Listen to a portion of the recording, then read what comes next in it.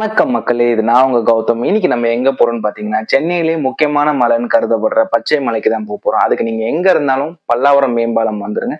அங்க இருந்து தாம்பரம் சானிட்டோரியம், அதாவது கரெக்டா சொல்லணும்னா உங்களுக்கு டிபி ஹாஸ்பிட்டல் ரோடு, அந்த ரோட்ல லாஸ்ட்ல வந்தீங்கன்னா உங்க ரைட் சைட்ல இது மாதிரி ஒரு விநாயகர் கோயில் வந்து அமைஞ்சிருக்கும். அங்க இருந்து லெஃப்ட் எடுத்து போனீங்கன்னா பார்க்கிங் 2-3 வண்டி எல்லாம் விட்டு வச்சிருப்பாங்க. அங்க நம்ம வண்டியை ஸ்டாப் ஆயிட்டு இந்த மலையை வந்து 2 விதமா பிரிச்சிருப்பாங்க. ஸோ ஒன்னு வந்து படிக்கட்டு பாதை, இன்னும் வந்து மலையில செதுக்கின படிக்கட்டு பாதைன்னு சொல்லிட்டு. ஸோ நம்ம மலையில செதுக்க படிக்கட்டு பாதை தான் இப்போ ஏற போறோம். ஸோ வாங்க போலாம்.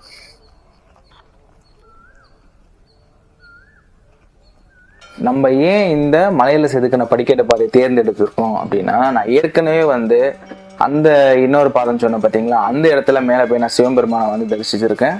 ஸோ இந்த பாதையில நான் போனதில்லை. ஸோ அதனால தான் இன்னைக்கு நம்ம இந்த பாதையில வந்து பயணிக்கலாம் அப்படின்னு சொல்லிட்டு ஒரு முடிவு எடுத்திருக்கேன்.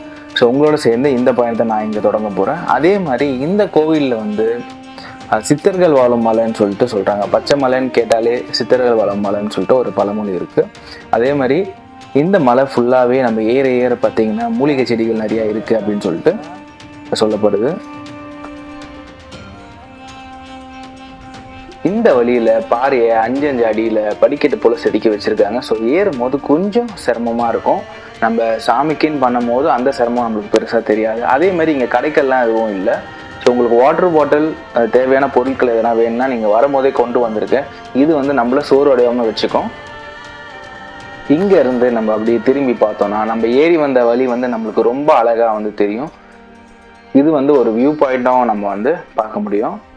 நம்ம இங்க இருந்து திரும்பி மேலே ஏறி போனோம்னா நம்மளுக்கு கோவில் வந்து வந்துடும். ஆனா நம்மளுக்கு இடது பக்கம் வந்து ஒரு வழி ஒன்று போகுது. அந்த வழியில் தான் நான் இன்னைக்கு போறேன். ஸோ வாங்க அந்த வழியில போயிட்டு எப்படி இருக்கு, என்ன கோவில், என்ன இடம் வருதுன்னு சொல்லிட்டு நம்ம போய் பார்க்கலாம். அந்த பாதையில நம்ம வந்த உடனே அங்கேயும் நம்மளுக்கு வந்து 2 பாதையா வந்து பிரியுது. அதாவது லெஃப்ட்ல ஒன்று, ரைட்டா ஒன்று. நம்ம இடதுபுறம், அதாவது லெஃப்ட் சைடே வந்து நம்ம நடக்க ஸ்டார்ட் பண்ணிடலாம். ஸோ இந்த இடத்துல வரும்போது நீங்கள் பார்த்து வாங்க, ஏன்னா போக போக வந்து ஒத்தடி பாதை வந்து மாறுது. அதே மாதிரி நான் ஏறும் போது செடியில் 2 பாம்பும் ஒரு கீரிப்புள்ளியும் பார்த்தேன். ஸோ வரும்போது பாம்புகள் அதிகமாக இருக்குது, பாம்புகள் சத்தமாக இங்கே அதிகமாக கேட்குது. வர முடிஞ்ச அளவுக்கு நம்ம சேஃபாக போகிற மாதிரி பார்த்துக்குங்க.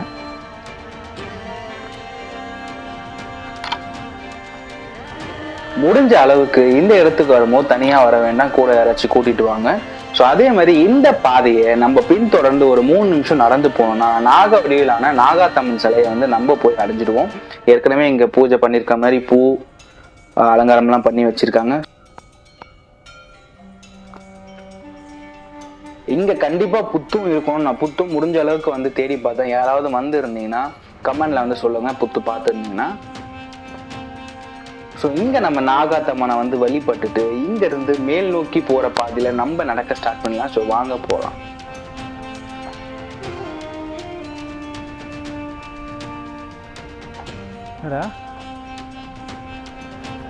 தூரத்தில் நம்மளால ஒரு சிலையை வந்து பார்க்க முடியும். ஸோ அந்த சிலையை எனக்கு பார்க்கும் போது அது சிவன் மாதிரி தான் எனக்கு காட்சியளிக்கிறாங்க. உங்களுக்கு வீடியோ பார்க்கும்போது எப்படின்னு தெரியல. ஸோ கிட்ட போய் பார்க்கலாம் என்ன சிலை என்னன்னு சொல்லிட்டு. இந்த மலையோட உயரம் எவ்வளோன்னு பார்த்தீங்கன்னா 105 மீட்டர் வந்து வருது. அதாவது 307 அடி. 307 அடியில் வந்து இந்த கோவில் வந்து அமைஞ்சிருக்கும். ஸோ இங்கேருந்து நீங்கள் பார்க்கும்போது சென்னை முழுசாக நீங்கள் பார்க்குற மாதிரி இருக்கும். அதே மாதிரி இன்னொரு விஷயம் பார்த்தீங்கன்னா, இந்த இடத்துல நான் நிற்கும் போது ஒரு நல்ல ஃபீல் ஒன்று தருது. அதாவது ஒரு வைப் மாதிரி தருது. இங்கே நின்றுட்டு நான் கொஞ்ச நேரம் இங்கேருந்து சாமி கும்பிட்டுட்டு ஸோ இங்கேருந்து மேலே கோயிலுக்கு நம்ம நடக்க தொடங்கலாம்.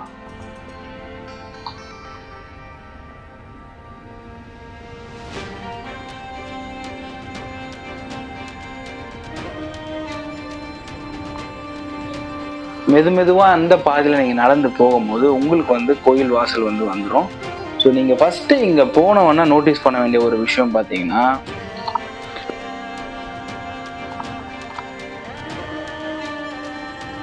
மேலேயும் வந்து நடமாட்டம் எதுவும் இல்லை. நீங்கள் அதை கவனிக்க பாருங்க. கோயில் இப்போ தான் வந்து பெயிண்ட் அடித்து ஒயிட் வாஷ்லாம் பண்ணி வச்சுருக்காங்க.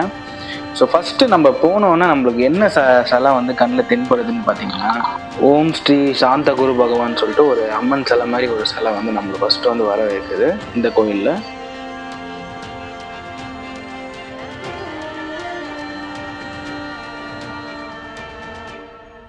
அங்கேருந்து நம்ம முன்னாடி நோக்கி நடந்து வந்தோம்னா நம்மளுக்கு வந்து போர்டில் வந்து சாமி பேர் வந்து போட்டிருக்காங்க. என்னன்னு பார்த்தீங்கன்னா மாந்திரிக மகாயோக காளின்னு சொல்லிட்டு இந்த சாமிக்கு வந்து பேர் வச்சிருக்காங்க.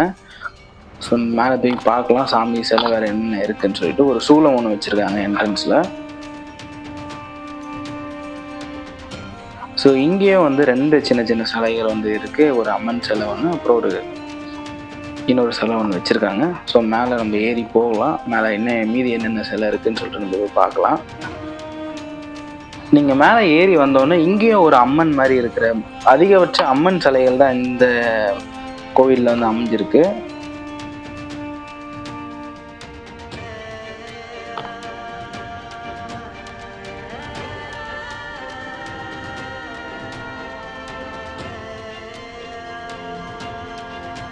காளி சிலை மாதிரி இந்த சிலையும் எனக்கு காளி சிலை மாதிரி இருக்கு. உள்ள எனக்கு தெரியல எப்படி இருக்குன்னு சொல்லிட்டு நான் பார்த்ததில்ல.